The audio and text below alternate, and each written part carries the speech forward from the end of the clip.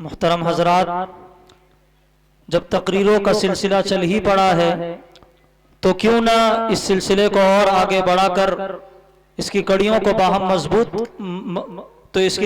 باہم مربوط کیا جائے۔ تو میں مقرر ثانی اور دوسرے مساہم کی حیثیت سے وثیق الرحمن چمپارنی متعلم عربی پنجم کو دعوت دیتا ہوں کہ موصوف تشریف لائیں اور تقریر پیش کریں۔ موصوف کی تقریر کا عنوان ہے مجھے ہے حکم ازاں لا الہ الا اللہ۔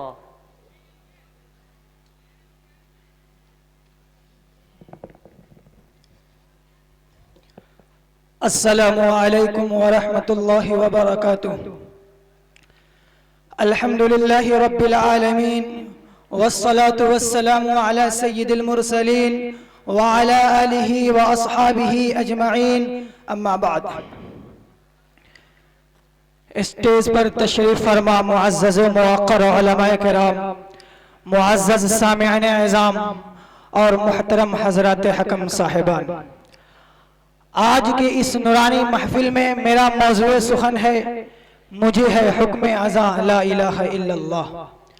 حضرات گرامی، جب ہم دور حاضر کا جائزہ لیتے ہیں اور آج کے نام نہاد تہذیب یافتہ انسان کی اخلاقی اور روحانی حالت پر نظر ڈالتے ہیں تو دل سے ایک بھوک اٹھتی ہے، دل ماہیے بے آب کی طرح تڑپنے لگتا ہے۔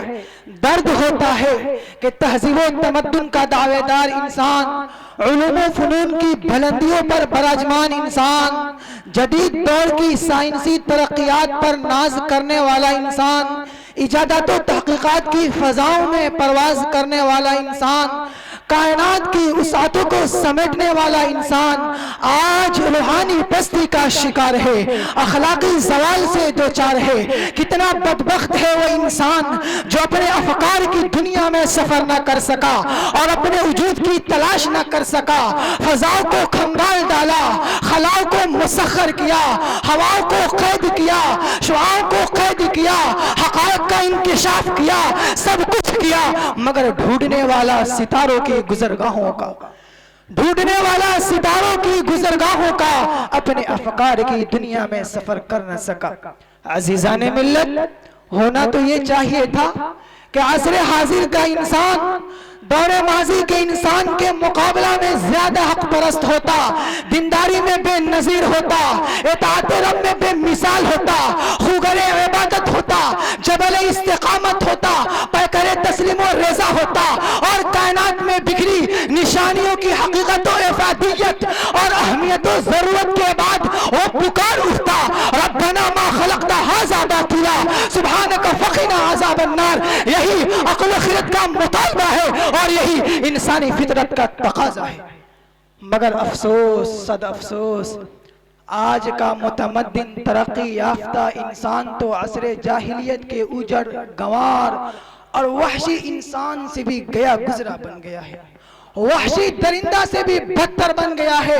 ان درندہ صفت انسانوں کے پاس نہ علوم و فنون کے وسائل و ذرائع تھے اور نہ ہی تہذیب و تمدن کی زیبائی اور عنائی تھی، اور نہ ان کے پاس ایجادات و تحقیقات کے تحائف تھے۔ سہارا نوردی، شتر سواری، گلامانی کرتے تھے، لیکن جب داعی حق نے ان کو آیات اللہ میں غور و فکر اور تدبر کی دعوت دی تو عقل سلیم کے حامل صالح فطرت کے مالک افراد غور و تدبر کرنے پر مجبور ہو گئے۔ میری قوم کے نوجوانوں، آیات اللہ سے اپنے پروردگار کی الوہیت و وحدانیت اور ربوبیت و خالقیت کا ادراک کرنے والے اور صدق دل سے خاتم النبیین پر ایمان لانے والے ہی فخر آدمیت بنے، ناز انسانیت بنے، نجوم ہدایت بنے، منبع علم و سعادت بنے، لائق قیادت بنے، اہل امامت بنے۔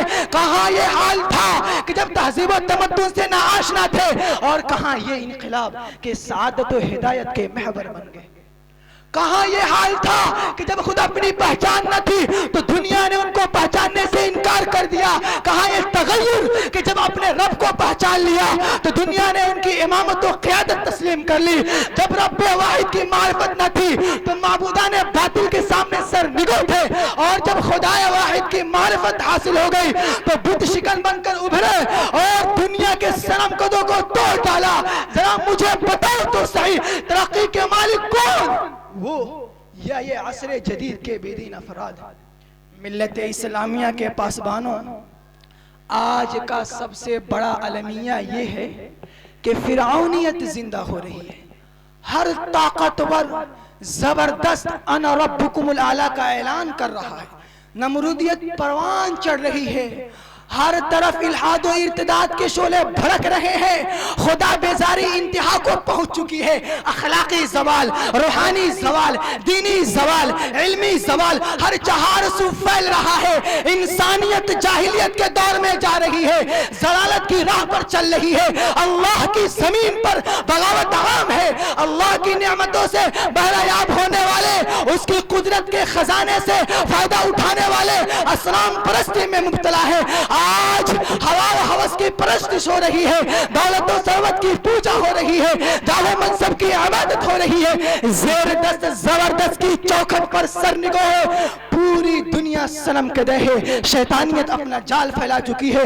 اب لات و حبل تو نہیں، اب عزا منات تو نہیں، مگر ہاں اب امریکہ فرانس ہے، برطانیہ جرمنی ہے جو قوموں کو اپنے در پر جھکا رہے ہیں، جو قوموں کو اپنے در پر جھکا رہے ہیں۔ اب عصر حاضر کے نہ فرعون کے لیے کسی موسیٰ کلیم اللہ کی ضرورت ہے، دور جدید کے نمرود کے لیے اب کسی ابراہیم خلیل اللہ کی حاجت ہے، کیونکہ تاریخ شاہد ہے کہ ہمارے اسلاف نے کسی بھی دور میں اسلام دشمن تحریکوں، تنظیموں، جماعتوں سے چشم پوشی نہیں کی۔ جب بھی سفینہ اسلام گرداب بلا میں پھنسا تو ہزاروں جانثار تیار ہو کر کشتی اسلام کو بچانے کے لیے بھور میں کود پڑے۔ جب بھی قصر دین کو خطرہ لاحق ہوا ہزاروں مجاہدین سینہ سپر ہو گئے، لیکن آج جو مسلمانوں کو خطرات لاحق ہیں ان کے حق میں ناحق فیصلہ کیا جا رہا ہے، سرعام مخالفت کی جا رہی ہے، ان کی ماں اور بانوں کی عزت و آبرو کو سرعام نیلام کیا جا رہا ہے، مدارس کو دہشت گرد کا اڈا قرار دیا جا رہا ہے، مدارس و مکاتب، مساجد و مراکز پر پابندی لگائی جا رہی ہے، اذان اور لاؤڈ اسپیکر پر پابندی عائد کی جا رہی ہے، کرتے اور داڑھی ٹوپی والے کو بے گناہ موت کے گھاٹ اتار دیا جا رہا ہے۔ یہ سب کچھ ان کے اعمال بد کی وجہ سے، رب چاہی زندگی چھوڑ کر من چاہی زندگی گزارنے کی وجہ سے ہو رہا ہے۔ اس لیے اب بھی وقت ہے، اے مسلمانوں، خواب غفلت سے بیدار ہو جاؤ اور وانتم الاعلون ان کنتم مومنین کے مصداق بن جاؤ۔ اے صلاح الدین ایوبی کے فرزندوں، اٹھو اور جماعت کی آستینوں میں چھپے بتوں کو پاش پاش کر دو۔ بحر ہے، بے چین ہے، کشتی ڈال دے، لنگر اٹھا، تاج شاہی منتظر ہے، اے مسلمان سر اٹھا۔ وآخر دعوانا ان الحمدللہ رب العالمین۔